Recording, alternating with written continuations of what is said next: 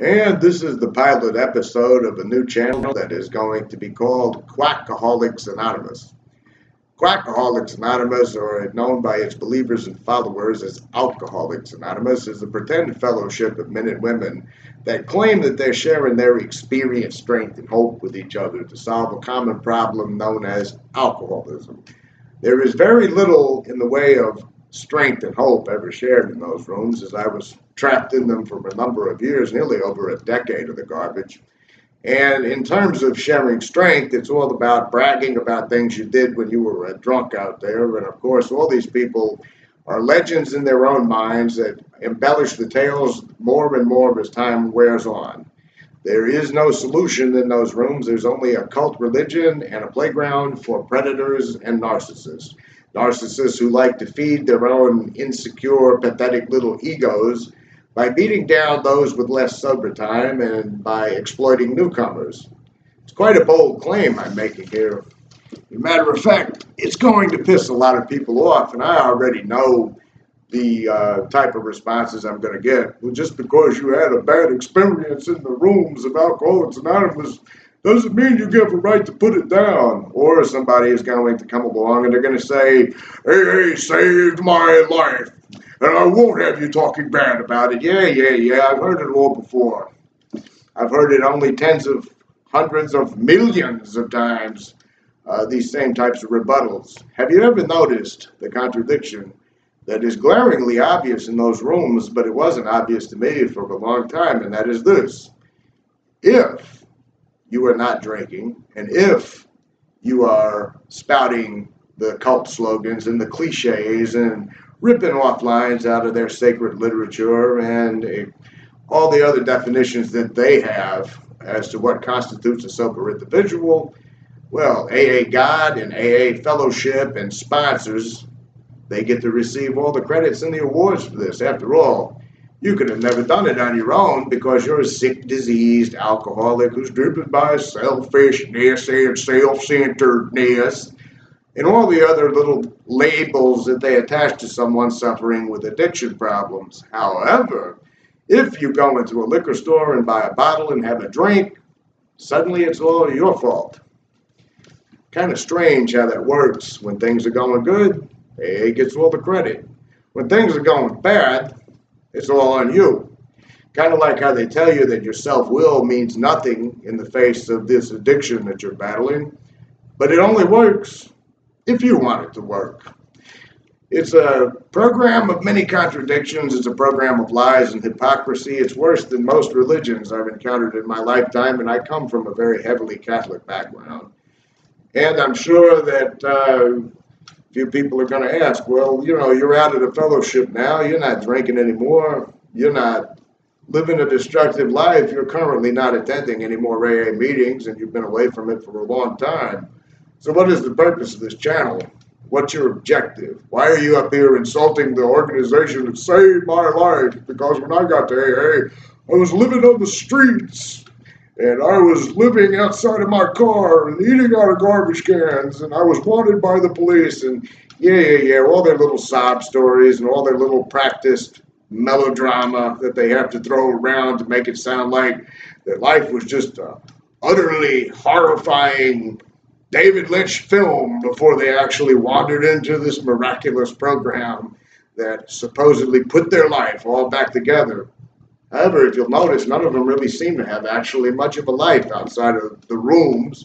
They spend all their times in meetings sharing about the same topics that they've heard at least 100,000 times before, talking about the very same things that I heard over and over in 12 straight years of listening to it and really accomplishing nothing. I mean, the overall goal in those rooms is I'm hopeless, I'm helpless, I'm miserable, and unless I'm here, bowing and scraping and kissing the asses of the old-timers who don't care nothing about you, I might add. They're there to feed their own insecurities by showing all these people love it when I talk.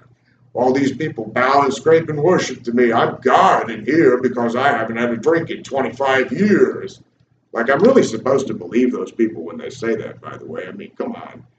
My objective for this channel is my target audience is a used to tell us in college when I was studying graphic design and web design, you know, you always have to know your target audience. You have to have it all narrowed down and researched and et cetera, all the things that make Quackademia so wonderful.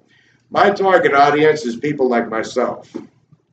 I was in AA for approximately 12 years. 12 whole years I wasted in that. And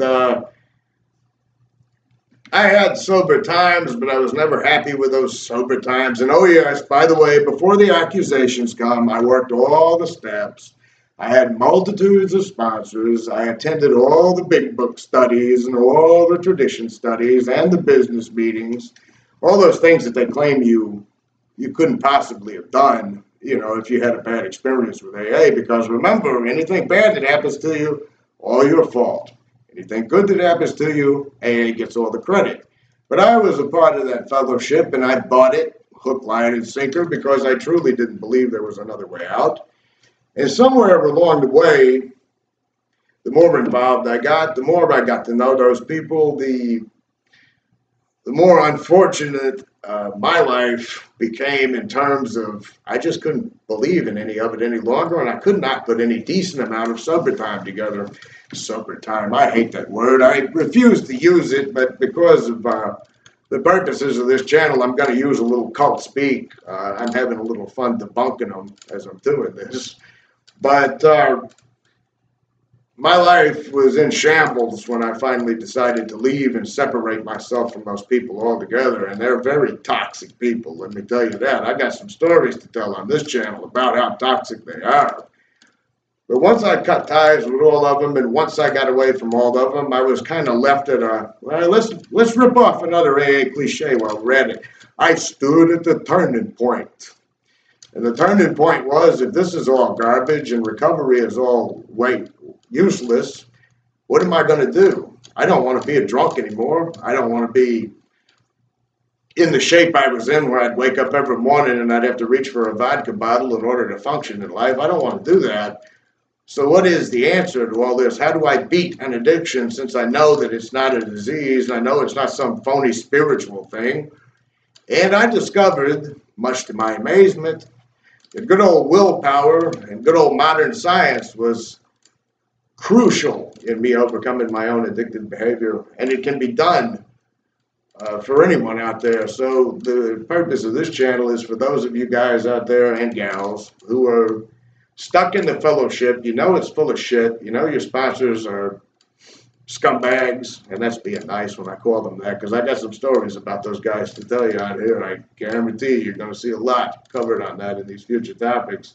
If you know it's all not working for you, and you know that going through life constantly inventorying yourself every single time that you do anything wrong, like if you accidentally run into a wall or something, you got to inventory your part in that, and you have to look at the idea that maybe you subconsciously wanted to crash into that wall, because after all, you are an alcoholic. You know, you are just the worst of the worst because you have a drinking problem. If you know that that narrative, that dialogue is just utter garbage, there is a way to get free of it. I'm actually gonna post some links in the comments section on this video, maybe within the title area of what you can do in terms of alternatives. But I think the important thing to remember, the thing that was the most liberating for me when I was able to quit AA, actually quitting drinking, was kind of relatively simple in terms of just not doing it anymore. I had to deal with, you know, the little cravings and everything. But it's amazing how in my life today, when I'm not eat up with this notion that I'm powerless, and then eat up with this notion that I have this mental obsession that could come back at any given time if I don't go to meetings every day, and if I'm not writing some silly inventory every day and praying and talking to some old timer who can run me down because I'll probably never get the program anyway. When all of that was gone, and I was able to actually start piecing together a productive life of my own, and I have a pretty good life today. I mean, I'm not too extraordinary. I work, you know, I work, I pay rent, I do my own thing pretty much, and I do it out from under the influences of the cult religion. the drinking obsession, addiction obsession, or whatever it is you want to call it, I just call it simple familiarity. You know, when I was stressed in life as a younger man, I went and got me a drink. When I was down on my luck, I got me a drink. You know, it was a coping mechanism that I learned over a period of time is all it is. No phony disease, no phony weirdo, pseudo-philosophical horseshit needed. I haven't had any problems with addiction since leaving the cult. I haven't had any struggles. I haven't really had any upheavals. It's been relatively easy for me.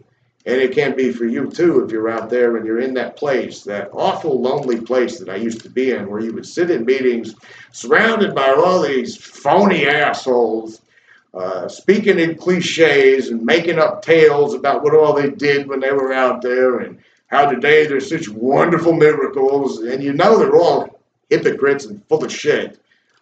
If you want to get away from all that, you can. You can get away from all that, and you don't have to return to the promises that they make, the empty lies of if you're not here the rest of your life, it's going to be jails and institutions and death and locked up, covered up, or sobered up. And it's really just a way to keep you there, if you really think about it. AA does not want you to get any better. AA does not want you to cope with your issues.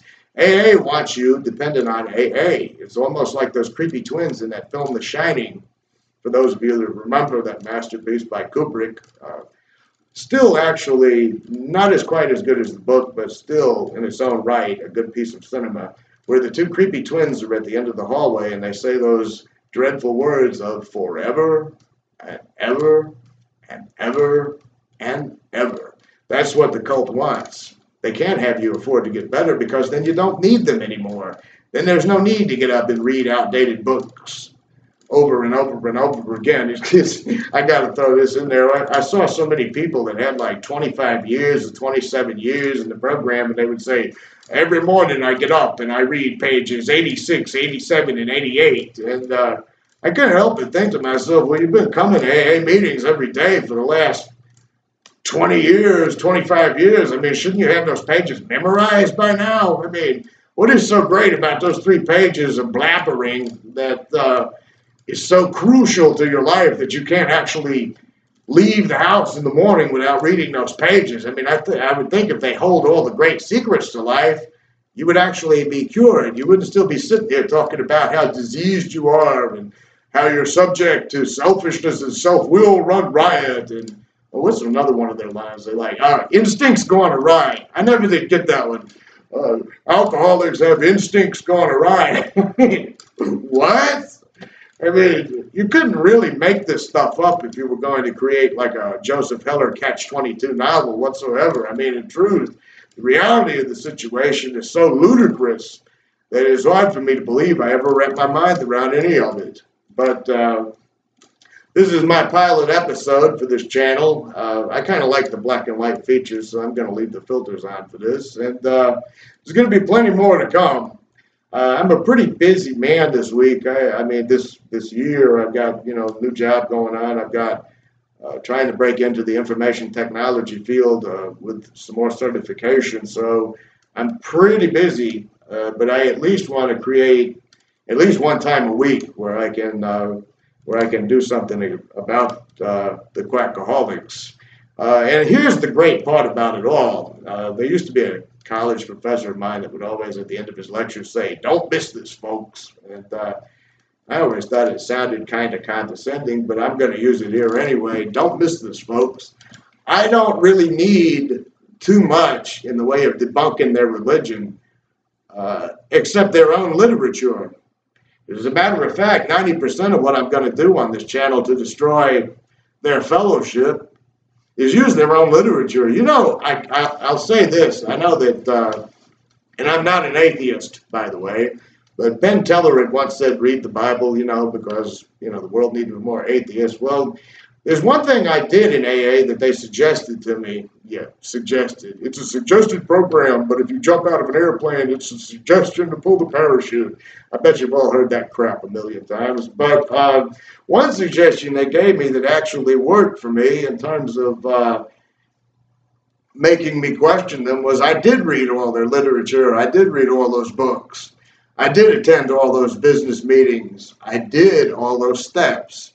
And I went through humiliation after humiliation at the hands of one asshole right after another. But when it comes to the literature, it used to crack me up that some of the old timers would say, you know, you need to go out and read the literature, read all about this stuff. Well, I did read all about this stuff. And reading about all of this stuff is what led me to the conclusion that it's all a crock of shit. Anyway, I've talked right at 15 minutes and 30 some odd seconds. It's a little bit too long for a YouTube video. I got to admit, I'm enjoying the fact that I now have an outlet to bash these bastards a little bit. And hopefully I can do something helpful for those of you out there that want to get out of the cult and you want to deprogram and you don't want to go back to your addictions and you want to live a life free of that prison, that living hell that is called Quackaholics Anonymous. Be back next week. I'll see you then.